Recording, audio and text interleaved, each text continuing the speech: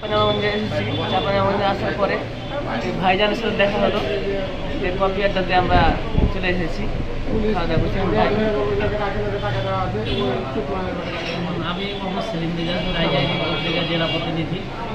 আপনাদের সামনে আমার প্রিয় ভাই মামুন, আমাদের ধোলাহাট উপজেলা প্রতিনিধি, আপনার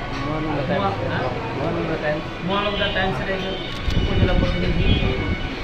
তার সাথে আমার অনেক ভালো একটা সম্পর্ক। সে আসা কাজ শেষে বা চাপানোর কাজ শেষ করার পরে আমাকে কফি আড্ডাতে দাওয়াত দিয়েছে। আমি তার দাওয়াত গ্রহণ করি, খুবই ভালো লাগছে।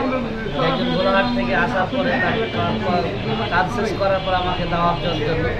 আমি চাই তার যে কাজ করতেছে সেই কাজটা যেন সফলভাবে হয়, আর তার সাথে তাদের যাত্রাটা যেন শুভ হয়, ভালোভাবে পৌঁছাতে পারে।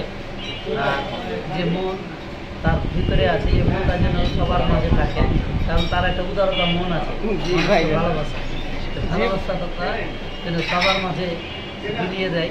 হ্যাঁ, আমি সকলের সুস্বাস্থ্য কামনা করছি। আসসালামু আলাইকুম। ভাইজানের অনেক সুন্দর কথা বললো।